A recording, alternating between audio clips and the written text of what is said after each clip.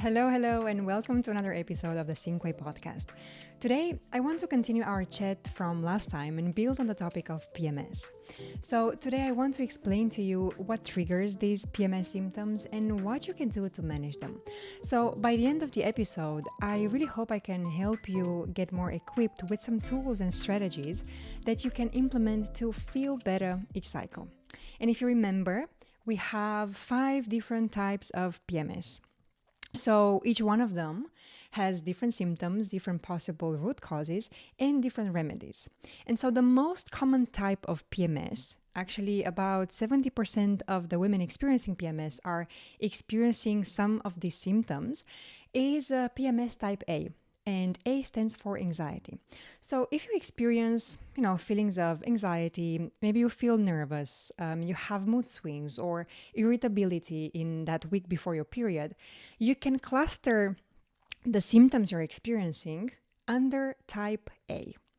And many women also experience a lot of self-doubt, and they have this unusual tendency to second guess everything they do.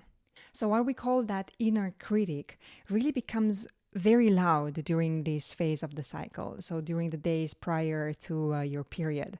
So it becomes so loud that it almost puts you in a state of numbness. You become numb and you cannot make any decisions. You feel like you cannot move forward with anything because you're stuck in that indecisiveness.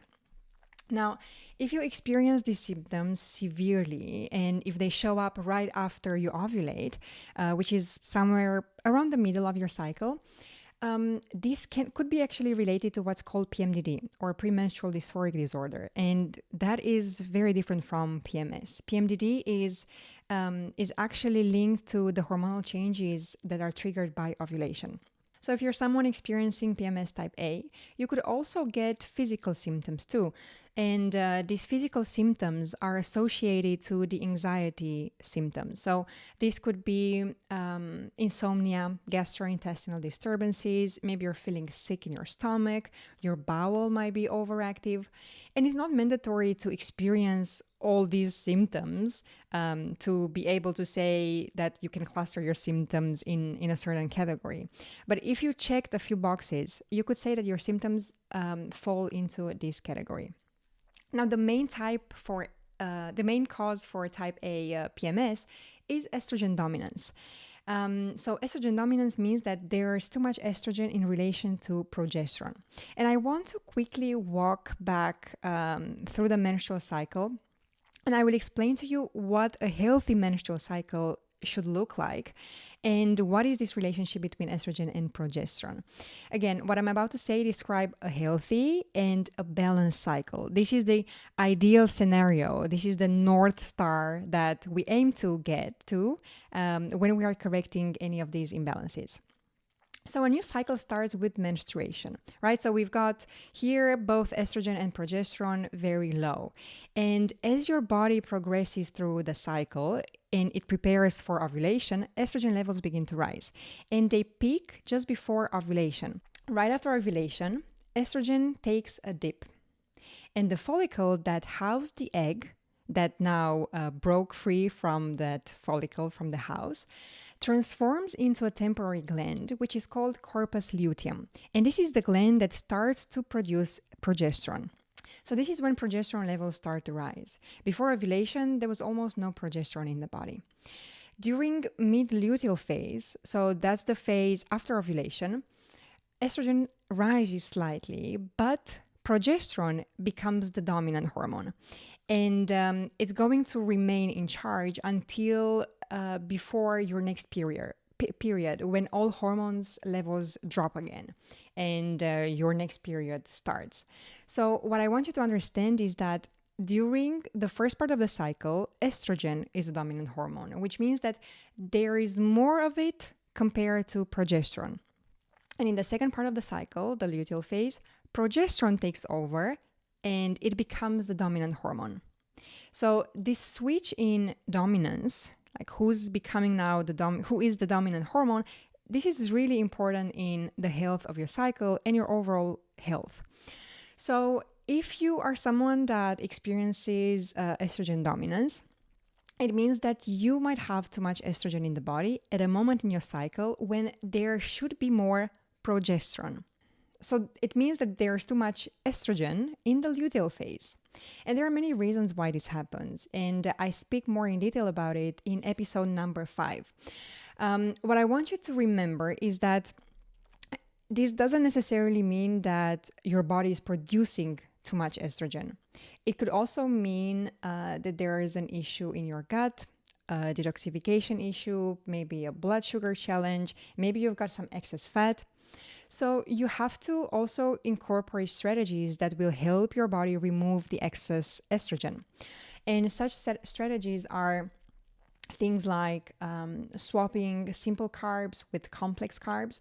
So instead of consuming a lot of pasta, bread, a white bagel, try to incorporate more sweet potatoes, whole wheat pasta, brown rice, lentils. These are complex carbs. Also include more cruciferous veggies such as broccoli, cabbage, cauliflower. These are fantastic. Then also think about including those foods that support your liver with detoxification. And here we have things like garlic, grapefruit, grapes. Then another strategy is to remove toxins from your environment, right? We want to help the body detoxify. So have a look at your cosmetics, the fragrances that you're using in the household products, in your perfumes. Also remember that smoking and alcohol are also toxic for your body. But pay attention to the word that I used here.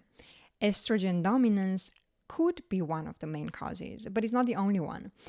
You have to think that our bodies are nature. So everything is interconnected and one thing affects another. So another possible cause for type A PMS is how your body reacts to the fall of hormones in the luteal phase. So you remember that we have a drop in hormones just before your next period starts. So your body could respond differently about this drop in hormones. So when hormones are falling, they impact neurotransmitters such as serotonin, dopamine, GABA. And as they fall, they might trigger these feelings of anxiety and they can disrupt your moods. So you have to also implement strategies that not only support your body, but they also support your mind. So think of more mindfulness activities that help you relax and recover mentally. Make sure that you move your body daily, right? Exercise 2-3 times a week. You need a well-rounded plan that targets not only your physical body, but your mind and your soul as well. You are everything that happens to you. You're not just your physical body. You have to create experiences for yourself that bring you joy, that make you happy, that make you laugh. It can be as simple as calling a friend that you just enjoy having a laugh with. Watch a comedy show. Watch a movie that you find pleasure in. And also work on your ability to handle stress. Again, you're not just your physical body. You are every micro decision that you take on a daily basis. Every interaction impacts your inner world. And applying these strategies only during the luteal phase when you want to make yourself feel better is not going to give you the results you want. The menstrual cycle is what the word says in itself. It's a cycle. So this means that each phase impacts the next one.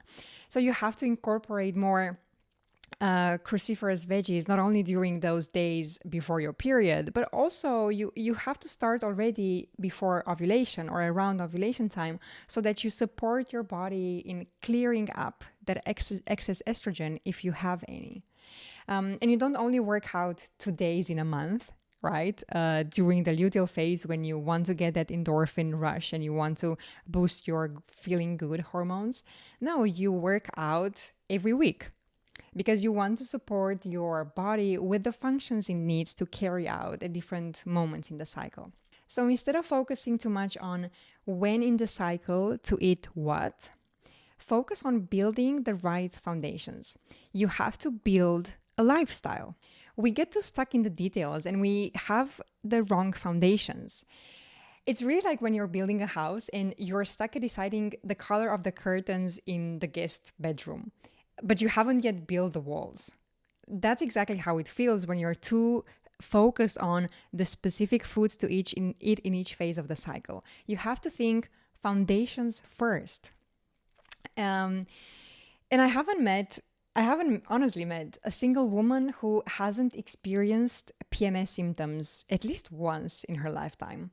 Or if they say they did, and maybe they're also unaware that these symptoms are connected to the menstrual cycle. That's also possible. I recognize myself that I was in that place for a while. So I was not aware of the cyclical patterns, so I could not connect the symptoms I was experiencing to the menstrual cycle. But if you are one of the 20% of women who say that never experienced PMS, I'm really honored, because it means that you really have a lifestyle that supports your body and it gives your body what it needs. And so if you're not in the 20%, but if you're in the 80% who do experience some PMS, I've got you covered. Bye PMS Club is the course that I designed just for you. And I compiled everything I know about all the different types of PMS, the possible root causes, and the natural remedies for each individual type. And in the course, I show you how to build the right foundations in nutrition, in stress management, in detoxification. So then you can apply the targeted remedies to your unique type of PMS. And we've got our exclusive community only for the members of the club, where I check in with you weekly to share more tips and to check on progress. We've also got a pool of different meal recipes and meal preps for each different type of PMS, because as I said, nutrition really sits at the core of this program. It's one of the main pillars where change needs to happen. Because I know how difficult it is to come up with recipes that include certain ingredients that you're not yet used to cook with. I remember when I read about like broccoli being so important in because it's very rich in fiber. It's really important to incorporate it throughout your cycle more. So then at one point I was just cooking broccoli soufflés all over. You get fed up with it. So you need more inspiration. You need more recipes that contain certain ingredients. So the women in the community are doing just that, really sharing. And I share some recipes as well in there. I already have my collection. So that's the course, and you've got all the details about the course in the footnotes of this episode. It's going to be live in September. And the two lucky winners who subscribe and leave a written review or a comment of the show on the platform where you're watching this or you're listening to this will win a spot in this course. So in the Bye PMS Club. And while this show is published on more platforms, currently you can only leave a written review on YouTube and Apple Podcasts. So be mindful of that. You still have time till the end of the week to register in the contest, in the our giveaway. So that is August 25th, because I will announce the two winners in the next episode. And that's it for today. We're going to continue the conversation about PMS in a few more episodes, so stay tuned for that. And if you learned something new, please share this episode with another woman in your life. And if you haven't, please don't forget to like and subscribe, because it helps me reach more women who can learn from these conversations. I see you next time.